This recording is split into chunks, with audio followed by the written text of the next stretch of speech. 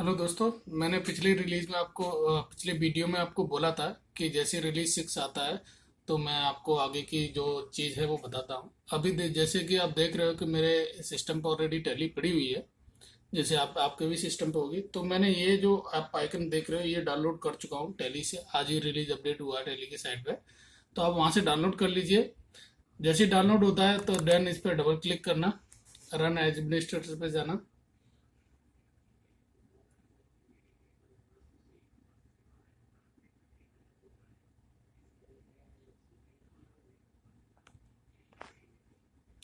उसके बाद ये स्क्रीन नजर आएगी जहां पर आपका टैली का ऑलरेडी पहले से पाथ है, वो पाथ देंगे यहाँ पर। अगर न्यू टैली आपने परचेज किया है तो आप सी डी जिसमें भी रखना चाहते हो रख सकते हो। पर आपका ऑलरेडी अगर टैली है सिस्टम पे, तो जहां पर पहले से टैली है वो इधर पाथ दोगे। उसके बाद आप नेक्स्ट करोगे।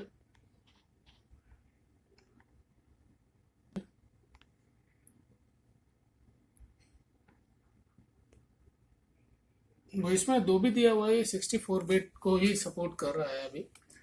इसमें 64 ही बिट दी हुई है। कंपेटिबल है 32 में, पर वो 64 के लिए दिया हुआ है अभी के लिए।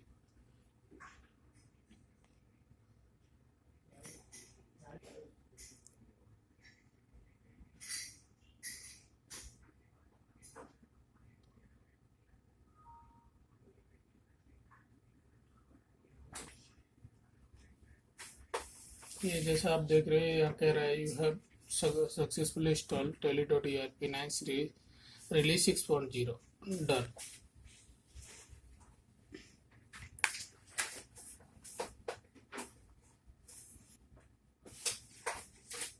सौरभ। इसमें मेरे में कुछ टीडीएल पड़ी हुई है, इसलिए वो टीडीएल के लिए दे रहा है। टीडीएल इग्नोर कर दो। तो अगर आपके सिस्टम पे टीडीएल चल रहा है तो घबराने की जरूरत नहीं है, आप इंटर मार के कंटिन्यू कर सकते हो।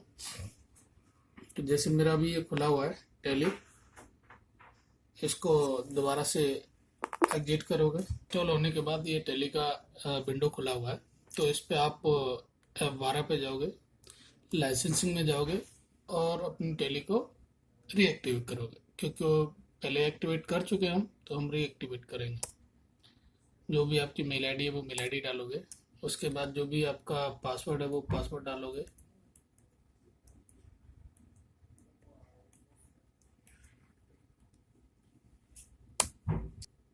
तो आप देखोगे ये मेरा नीचे सीरियल नंबर और वो आ गया है, एक्टिवेट हो गया है। अब जब भी आप कोई कंपनी ओपन करते हो इसमें, तो वो आपको कुछ मैसेज देगा, लेकिन मैं अभी बताता हूँ आपको खोल के।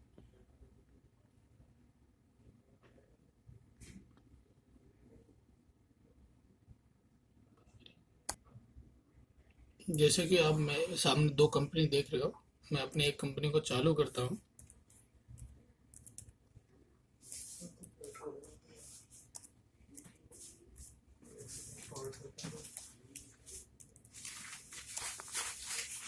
जैसे मैंने कंपनी पे जैसे डेमो बनाया हुआ है एंड उस पर एंटर करूंगा, तो ये पूछ रहा है कि डाटा कन्वर्ट करने के लिए उससे पहले आपको बैकअप लेना है या नहीं लेना। तो आप ले भी सकते हो और नहीं भी।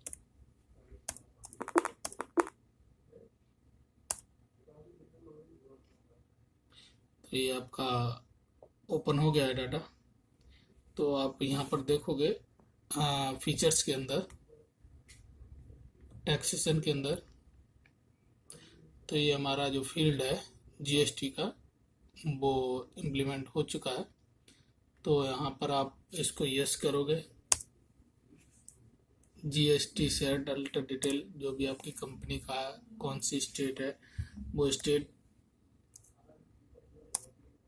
यहाँ पर आपका जीएसटी IN UIN नंबर होता है वो डालोगे, तो बहुत सारे डिजिट का होता है।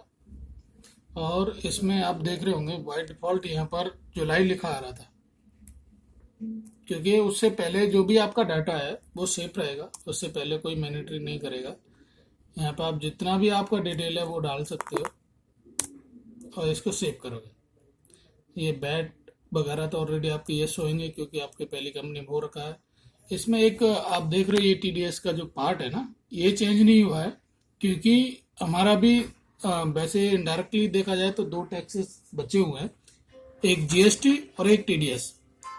टीडीएस को उसके अंतर्गत इसलिए नहीं रखा गया है कि वो ऑलरेडी हमारे इनकम में होता है, क्योंकि जो हम लेते हैं उसके ऊपर टैक्स देते हैं, वो हमें दिखता है, उसको डायरेक्ट इनकम भी बोलते हैं। डायरेक्ट इनकम में जो हम टैक्स देते हैं, चाहे हमारी सैलरी हो या अदर कोई इनकम हो, उस पर टीडीएस जो हम अगर हम किसी को रेंट पे लेते हैं या कॉन्ट्रैक्टर को देते हैं या एडवर्टाइजमेंट पे देते हैं पैसा, तो उस पर सब पे टीडीएस होता है, क्योंकि वो हमारी डायरेक्ट इनकम होती है इसलिए। तो ये दो पार्ट है इसमें, जीएसटी और टीडीएस। ये इसलिए अभी रह गए हैं क्योंकि ऑलरेडी हमारा बीच में ऐसे चालू हुआ है। तो ये एक्साइज और सर्विस टैक्स और वैट ये ऑलरेडी इसलिए है क्योंकि हमारे बीच जून से चालू हुआ है, इसलिए जुलाई से, सॉरी। तो आप यहाँ पर पूरा अपना पैन नंबर, CIN नंबर भी आपने ले रखा होगा, वो सेव कर दोगे। उसके बाद आप कंटिन्यू कर सकते हो, जो कि आपको यहाँ पर देख रहे हैं। यहाँ आप लेजर बनाओगे जीएसटी के सारे,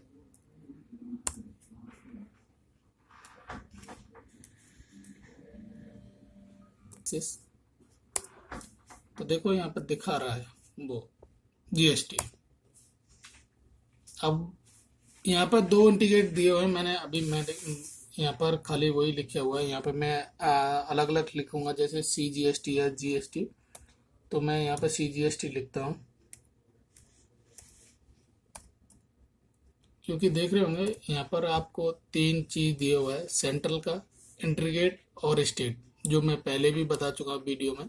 तो अगर आपका CGST है तो सेंट्रल के अंदर लीजिए, IGST है तो इंटीग्रेट के अंदर लीजिए, GST है तो आप स्टेट टैक्स के अंदर लीजिए, और जो आपकी परसेंटेज है वो परसेंटेज फिल कीजिए इसमें और सेव कर दीजिए।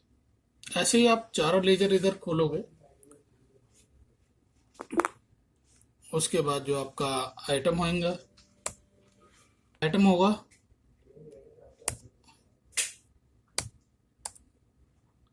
तो यहाँ पर आपको दिया हुआ है। ये सारे अप्लीकेबल करने के बाद आप अपना कंटिन्यू कर सकते हो, क्योंकि यहाँ पर तो मैंने अभी पिछला मेरा था, उसमें अभी मैं अंदर जाके इसका वो अप्लीकेबल कर दूंगा, और यहाँ पे HSN कोड आएगा जो अभी हमें डालना है सारे आइटमों में, वो डाल के आप फीड कर दोगे। इसमें बहुत ज़्यादा सिंपल है, उसमें कुछ खास करने की ज़रूरत नहीं है, घबराने की ज़रूरत नहीं है।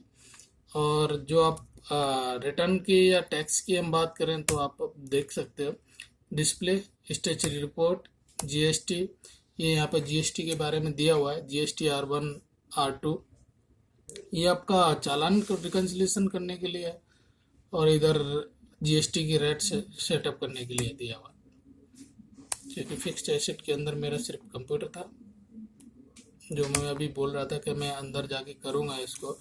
यहाँ पर देख रहे हो ना, HSN टैक्स इंटीग्रेट है या सेल टैक्स है, क्या है, वो सारा इधर देना पड़ेगा हमें।